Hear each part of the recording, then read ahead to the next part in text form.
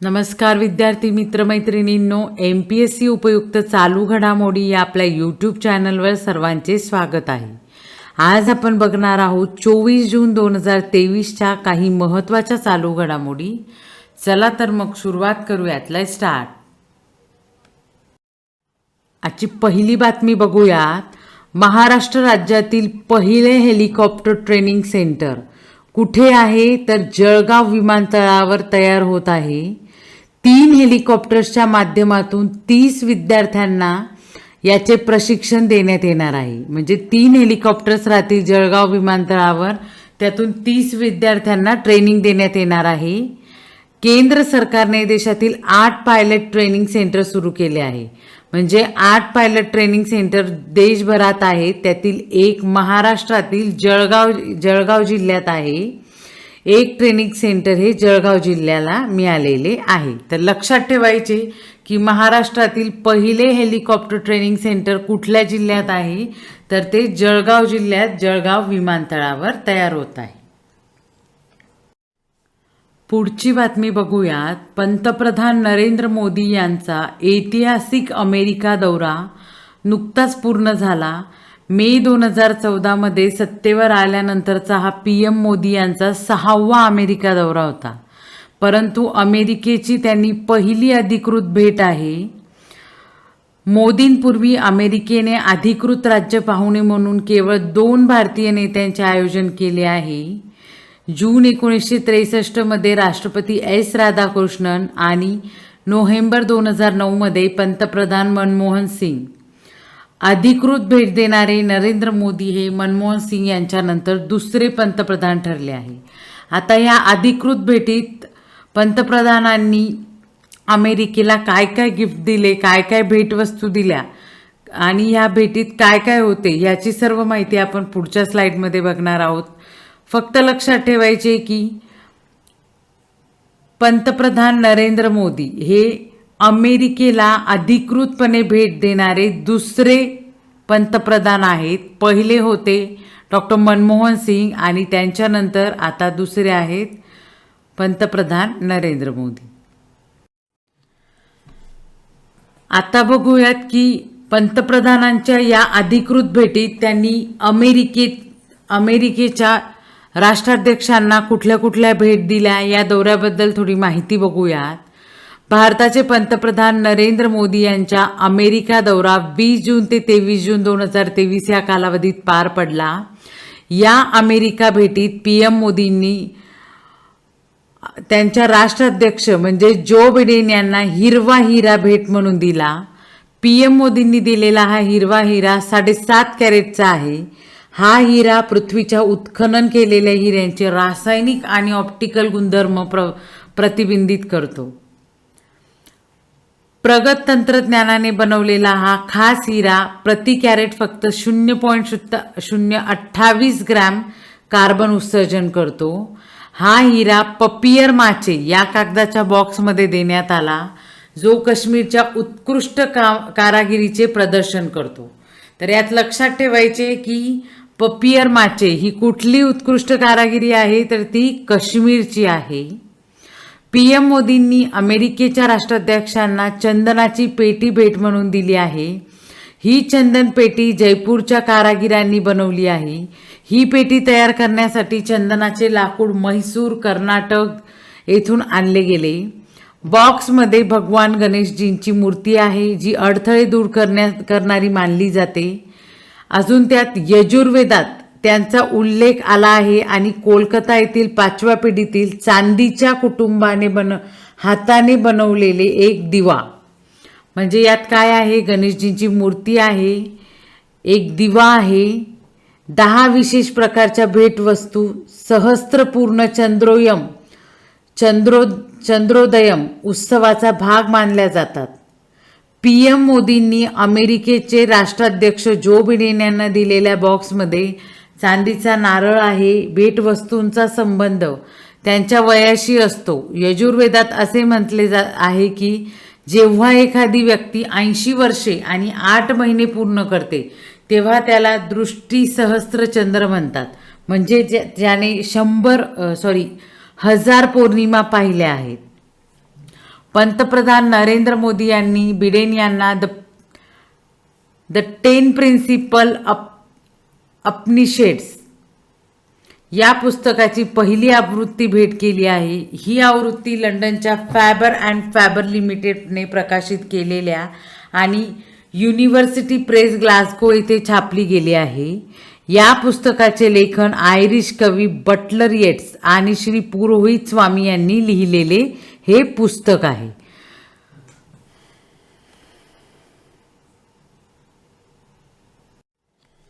पुढची बातमी बघूयात. श्रीनगरमध्ये बलिदान स्तंभाची पायाभरणी केली गेली आहे. केंद्रीय गृह आणि सहकार मंत्री अमित शहा यांनी श्रीनगरमध्ये या बलिदान स्तंभाची पायाभरणी केली. वीरांचे शौर्य अजरामर व्हावे यासाठी श्रीनगरमधील प्रताप पार्क येथे बलिदान स्तंभाची पायाभरणी करण्यात आलेली आहे. पुढची बातमी बघूयात. भारताचे पंतप्रधान म्हणजेच नरेंद्र मोदी यांना विविध देशांचे सर्वोच्च नागरी पुरस्कार मिळत असतात. असाच एक पुरस्कार त्यांना आता मिळालेला आहे इजिप्तचा. तर बघूयात याबद्दल सविस्तर माहिती. इजिप्तची राजधानी कैरो या कैरोच्या राष्ट्रपती भवनात झालेल्या विशेष कार्यक्रमात इजिप्तचे राष्ट्राध्यक्ष अब्देल फतह अल सिसी यांनी पंतप्रधान नरेंद्र मोदी यांना इजिप्तचा सर्वोच्च नागरी पुरस्कार म्हणजेच ऑर्डर ऑफ नाईल प्रदान करण्यात आला. आता ही नाईल नदी आहे इजिप्तमधली, हे आपल्याला माहिती आहे. तर ह्या पुरस्काराचे नाव काय आहे? Order of Nile. आणि हा पुरस्कार इजिप्तचा सर्वोच्च नागरी पुरस्कार आहे जो आपल्या पंतप्रधानांना मिळाला आहे. हा सन्मान मिळालेले पंतप्रधान नरेंद्र मोदी हे पहिलेच भारतीय व्यक्ती आहेत, हे येथे लक्षात ठेवायचे. पुढची बातमी बघूयात. मराठी भाषेसाठी नवोदित तरुण कवयित्री विशाखा विश्वनाथ यांच्या स्वतःला स्वतःविरुद्ध उभं करताना या कविता संग्रहात साहित्य अकादमीचा युवा साहित्य पुरस्कार 2023 जाहीर झाला आहे. विशाखा यांचा हा पहिलाच कविता संग्रह आहे. 86 कविता असणाऱ्या त्यांचा हा कविता संग्रह आहे. साहित्य अकादमी युवा पुरस्कार हा 35 वर्ष किंवा त्यापेक्षा कमी वयाच्या लेखकाला दिला जातो. तर यावर्षीचा हा साहित्य अकादमी युवा पुरस्कार मिळालेला आहे विशाखा विश्वनाथ यांना स्वतःला स्वतःविरुद्ध उभं करताना या कविता संग्रहासाठी. हे लक्षात ठेवायचे. यावर विचारलं जातं की हे पुस्तक आहे का कविता संग्रह आहे, यावर माहिती विचारली जाते. विशाखा यांचे शिक्षण फिल्म मेकिंगमध्ये झालेले असून फिल्म मार्केटिंगमध्ये त्या काम करतात.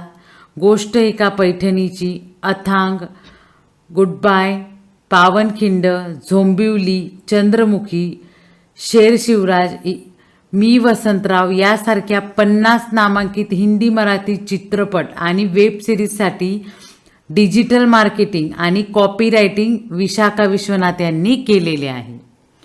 बाल साहित्यकार एकनाथ आव्हाड यांना बाल साहित्य पुरस्कार 2023 जाहीर झालेला आहे. एकनाथ आव्हाड यांना छंद घेई आनंद या काव्यसंग्रहास बाल साहित्यासाठीचा बाल साहित्य अकादमी पुरस्कार जाहीर झाला आहे. एकनाथ आव्हाड हे मुंबई महानगरपालिकेत शाळेत गेल्या 30 वर्षापासून शिक्षक म्हणून कार्यरत आहे. ते मुलांसाठी कथा, कविता, नाट्यछटा, चरित्र, काव्य, कोडी असे विविध लेखन करीत असतात. त्याचबरोबर कथाकथन, काव्य वाचनाचे कार्यक्रम देखील ते विविध शाळांमध्ये करतात. तर बाल साहित्याचा पुरस्कार मिळालेला आहे एकनाथ आव्हाड यांना छंद घेई आनंद या त्यांच्या काव्य संग्रहासाठी. तर लक्षात ठेवायचे की युवा साहित्य पुरस्कार सुद्धा काव्य संग्रहासाठी आहे आणि बाल साहित्य पुरस्कार देखील काव्य संग्रहासाठी आहे. युवा साहित्य पुरस्कार मिळाला आहे विशाखा विश्वनाथ यांना स्वतःला स्वतःविरुद्ध उभं करताना या कविता संग्रहासाठी. तर बाल साहित्य पुरस्कार मिळाला आहे एकनाथ आव्हाड यांना छंद घेई आनंद या कविता संग्रहासाठी. आता बघूयात साहित्य अकादमी पुरस्काराबाबत माहिती. या पुरस्कारांची सुरुवात 12 मार्च 1954 साली नवी दिल्ली येथे झाली. भारत सरकारच्या सांस्कृतिक खात्यातर्फे पूर्णतः या संस्थेला आर्थिक अनुदान दिले जाते. साहित्य अकादमी प्रतिवर्षी मान्यताप्राप्त 24 प्रादेशिक भाषांमधील सर्वोत्कृष्ट सर्जनशील साहित्य कृतींसाठी 24 पुरस्कार व अनुवादित ग्रंथांसाठी 24 पुरस्कार देत असते. भारतीय भाषांच्या विकासासाठी सक्रियपणे कार्य करण्यासाठी आणि उच्च साहित्यिक मानके स्थापित करण्यासाठी सर्व भारतीय भाषांमध्ये साहित्यिक क्रियाकलापांना प्रोत्साहन देण्यासाठी आणि समन्वयित करण्यासाठी राष्ट्रीय संस्था म्हणून वर्णन केले आणि त्यांच्याद्वारे देशातील सर्व सांस्कृतिक ऐक्य वाढविणे. सरकारने स्थापन केली असली तरी अकादमी स्वायत्त संस्था म्हणून काम करते. हे इथे लक्षात ठेवायचे की जरी सरकारने स्थापन केलेली आहे तरी ही अकादमी, साहित्य अकादमी स्वायत्त संस्था म्हणून काम करते. हिची स्थापना 1954 मध्ये झालेली आहे. भारताच्या राज्यघटनेतील 8व्या अनुसूचीतील नमूद केलेल्या 22 भाषांव्यतिरिक्त इंग्रजी आणि राजस्थानी भाषेत ही पुरस्कार प्रदान केली जातात. आता या दिलेल्या आहेत की 22 भाषा कुठल्या आहेत. या 22 भाषा 8व्या अनुसूचीतील 22 भाषा आणि त्या व्यतिरिक्त इंग्रजी आणि राजस्थानी भाषा या भाषांसाठी हा साहित्य अकादमी पुरस्कार दिला जातो. एक वर्षी यावर प्रश्न विचारला गेलेला आहे साहित्य अकादमी पुरस्काराच्या बेसिक्सवर की हे पुरस्कार किती भाषांमध्ये दिले जातात, 22, 23, 24. तर लक्षात ठेवायचं की 22 भाषा ज्या 8व्या अनुसूचीतील आहे आणि 2 इतर आहेत, एक म्हणजे इंग्रजी आणि दुसरी म्हणजे राजस्थानी. 1955 पासून पुरस्कार प्रदान करण्यात येत आहेत. म्हणजे सुरुवात 54 साली आणि पुरस्कार प्रदान करण्यास सुरुवात झाली आहे 1955 पासून. साहित्य पुरस्कारांसाठी निकष काय आहेत तर लेखक हा राष्ट्रीयत्वाने भारतीय असला पाहिजे. पुरस्कारासाठी रचना किंवा पुरस्काराचे उत्कृष्ट योगदान असले पाहिजे. म्हणजे यासाठी काय रिक्वायरमेंट आहे या पुरस्कारासाठी तर तो जो लेखक आहे तो भारतीय असला पाहिजे. पुढची बातमी बघूयात. नाटोच्या इतिहासातील सर्वात मोठा युद्ध अभ्यास कुठला आहे तर एअर डिफेंडर 2023. हा कुठे सुरू आहे? जर्मनी येथे हा सुरू आहे. या सरावात 25 देशांचे 250 विमाने आणि 10,000 सैनिक सहभागी झाले आहेत. रशिया आणि युक्रेन युद्धाच्या पार्श्वभूमीवर हा सराव महत्त्वाचा मानला जात आहे. हा युद्ध सराव 12 जून ते 23 जून दरम्यान संपन्न होणार आहे. तर लक्षात ठेवायचे की नाटोचा सर्वात मोठा युद्ध अभ्यास एअर डिफेंडर 2023 कुठे सुरू आहे? जर्मनीत सुरू आहे. हे इथे लक्षात ठेवायचे. मध्य प्रदेश कनिष्ठ हॉकी संघाने चंदीगडचा पराभव करत राष्ट्रीय कनिष्ठ हॉकी स्पर्धा 2023 जिंकली आहे. ही स्पर्धा भुवनेश्वर ओडिशा येथील बिरसा मुंडा हॉकी स्टेडियमवर खेळवली गेली. तर लक्षात ठेवायचे की कनिष्ठ हॉकी स्पर्धा, राष्ट्रीय कनिष्ठ हॉकी स्पर्धा 2023 कुठे खेळवली गेली आहे तर ती भुवनेश्वर ओडिशा येथील बिरसा मुंडा हॉकी स्टेडियमवर खेळली गेली आणि येथे मध्य प्रदेश कनिष्ठ हॉकी संघाने ही स्पर्धा जिंकली, जिने चंदीगडचा पराभव केला आहे. पुढची बातमी बघूयात. मास्टरशिप प्रिपेअर ॲग्रीमेंट बाबत ही बातमी आहे. म्हणजेच MSRA बाबत भारत आणि अमेरिका दरम्यान मास्टरशिप प्रिपेअर ॲग्रीमेंट करार करण्यात आला आहे. काय आहे या करारात तर या करारात अमेरिकी नौदल आणि भारताकडून चेन्नई जवळील L&T कंपनीचे कट्टुपल्ली शिपयार्ड भागीदार आहेत. म्हणजे अमेरिकेचे नौदल आणि भारतातील चेन्नई जवळील L&T कंपनीचे कट्टुपल्ली शिपयार्ड हे आहेत. MSRA मास्टरशिप प्रिपेअर ॲग्रीमेंटमध्ये सुरक्षा, देयके, दायित्वे इत्यादी कलमे समाविष्ट आहेत. दर 5 वर्षांनी किंवा आवश्यकतेनुसार कराराचे पुनरावलोकन केले जाणार आहे. आता या करारानुसार सिएटल येथे भारत नवीन दूतावास उघडणार आहे. म्हणजेच अमेरिकेच्या सिएटल येथे भारताची नवीन दूतावास येईल आणि अमेरिकेची दूतावास भारतात येईल ती कुठे येणार आहे? बेंगळूर आणि अहमदाबाद येथे त्यांची नवीन दूतावास उघडणार आहे.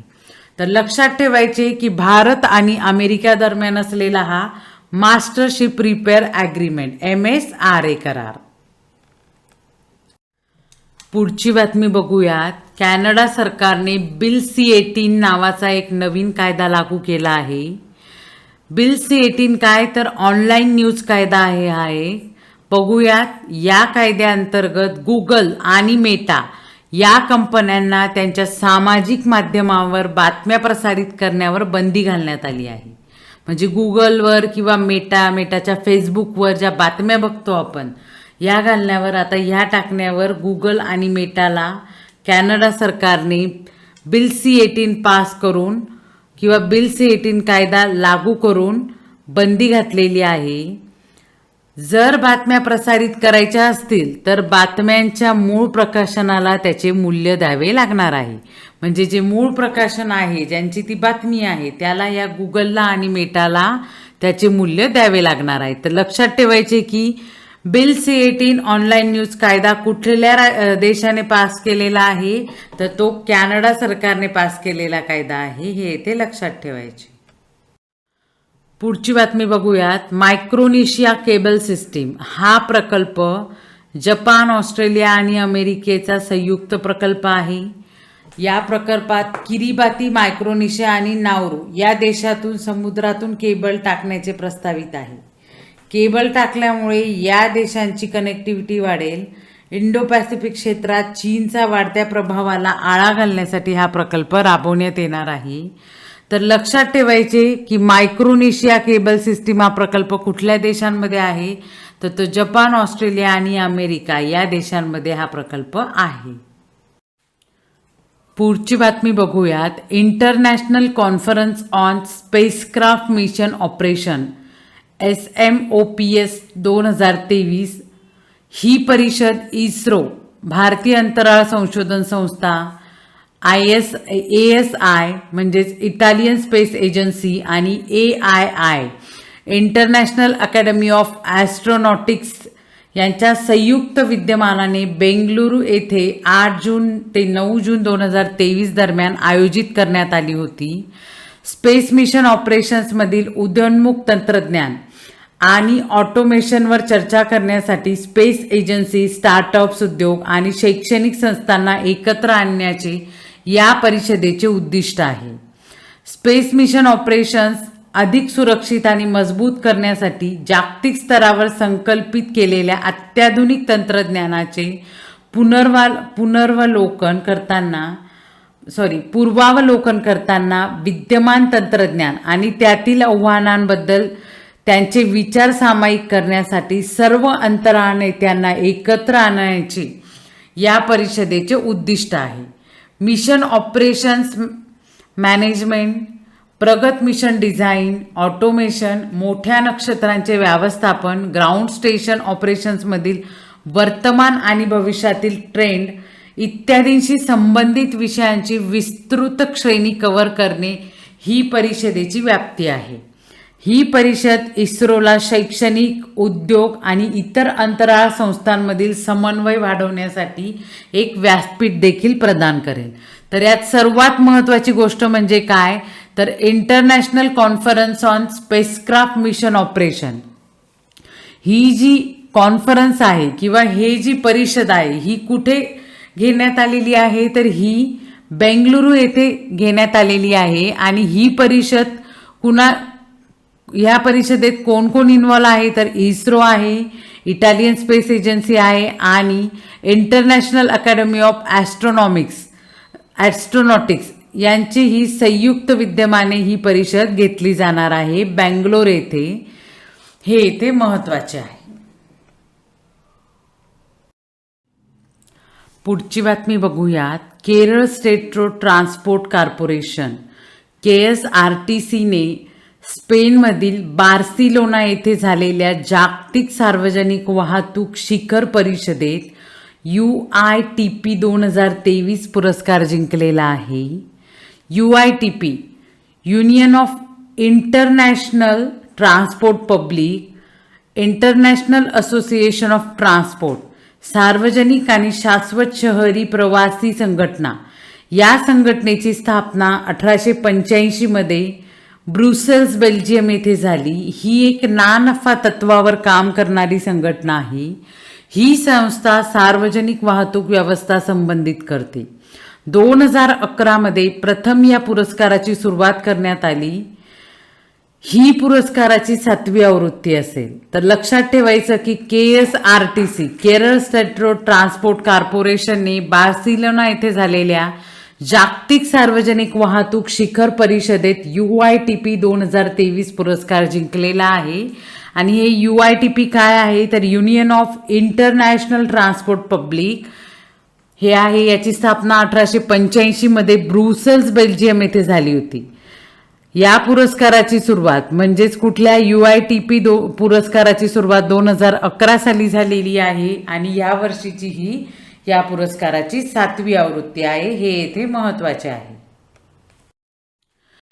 पुढची बातमी बघूयात. ग्रीन चॅम्पियन्स अवॉर्ड तामिळनाडू प्रदूषण नियंत्रण मंडळाकडून प्रदान केला जातो. एकल वापर प्लास्टिकला आळा घालण्यासाठी आणि पर्यावरणाबाबत जागृतीचे काम करणाऱ्या व्यक्तीला किंवा संस्थांना हा पुरस्कार दिला जातो. तर या बातमीत महत्त्वाचे म्हणजे की ग्रीन चॅम्पियन्स अवॉर्ड कुणामार्फत दिला जातो तर हा तमिळनाडू प्रदूषण नियंत्रण मंडळामार्फत दिला जातो. आणि हा का दिला जातो तर एकल वापर प्लास्टिकला आळा घालणे आणि पर्यावरणाबाबत जागृतीचे काम करणाऱ्या व्यक्ती किंवा संस्थेला हा पुरस्कार तमिळनाडू सरकारमार्फत म्हणजेच तमिळनाडू प्रदूषण नियंत्रण मंडळामार्फत दिला जातो. पुढची बातमी बघूयात. इस्टोनिया या बाल्टिक देशाने समलैंगिक विवाहांना मान्यता दिली आहे. अशा प्रकारच्या विवाहांना मान्यता देणारा इस्टोनिया हा पहिला बाल्टिक देश ठरला आहे. आता हे बाल्टिक देश काय आहेत हे बघूयात. युरोपचे उत्तर पूर्व क्षेत्र आणि बाल्टिक समुद्राच्या पूर्व किनाऱ्यावरील इस्टोनिया, लॅटविया आणि लिथुआनिया या देशांना बाल्टिक देश म्हणून ओळखतात. बाल्टिक देश हे पश्चिम आणि उत्तरेत बाल्टिक समुद्राने घेरले गेले आहेत. त्यामुळे या देशांना बाल्टिक देश म्हटले जाते. तर लक्षात ठेवायचे की समलैंगिक विवाहांना मान्यता देणारा पहिला बाल्टिक देश कुठला आहे तर तो आहे इस्टोनिया. पुढची बातमी बघूयात. कल्याणपुरम रंगाचारी पार्थसारथी यांना KRP म्हणून सुद्धा ओळखले जाते. यांचे वयाच्या 86व्या वर्षी निधन झाले. आता कोण होते हे पार्थसारथी तर ते क्वांटम स्टोकॅस्टिक कॅल्क्युलसचे प्रणेते होते. प्राध्यापक पार्थसारथी यांचा जन्म 1936 मध्ये चेन्नई येथे झाला. त्यांनी विवेकानंद महाविद्यालयातून गणित विषयात BA पदवी घेतल्यानंतर ते 1956 मध्ये कलकत्ता येथील ISI इंडियन स्टॅटिस्टिकल इन्स्टिट्यूटमध्ये प्रवेश घेतला. गणितीय विज्ञानाच्या प्रगतीसाठी त्यांच्या योगदानाबद्दल प्राध्यापक पार्थसारथी यांना 1977 मध्ये शांतीस्वरूप भटनागर पुरस्कार प्रदान करण्यात आला. 1996 मध्ये TWAS the world academy of sciences पारितोषिक मिळाले होते. त्यांना अभिजात इंग्रजी साहित्य आणि भारतीय शास्त्रीय संगीताची आवड होती. क्वांटम स्टोकॅस्टिक कॅल्क्युलसमध्ये अग्रगण्य योगदानाव्यतिरिक्त पार्थसारथींच्या काही संशोधन क्षेत्रांमध्ये क्वांटम संभाव्यता, क्वांटम मेकॅनिक्सचा पाया, माहिती सिद्धांत, स्टोकॅस्टिक प्रक्रिया आणि समूह प्रतिनिधित्व याचा समावेश होता. तर लक्षात ठेवायचे की KRP हे कोण होते तर ते क्वांटम स्टोकॅस्टिक कॅल्क्युलसचे प्रणेते होते. ही बातमी महत्त्वाची आहे, लक्षात ठेवायची. KRP म्हणजेच कल्याणपुरम रंगचारी पार्थसारथी यांचे वयाच्या 86व्या वर्षी निधन झाले आहेत. ते क्वांटम स्टोकॅस्टिक कॅल्क्युलसचे प्रणेते होते. हे येथे महत्त्वाचे आहे, लक्षात ठेवायचे. तर मित्रांनो, ह्या होत्या आजच्या काही महत्त्वाच्या घडामोडी. व्हिडिओ आवडल्यास प्लीज लाईक करा, शेअर करा, सबस्क्राईब करा. थँक्यू.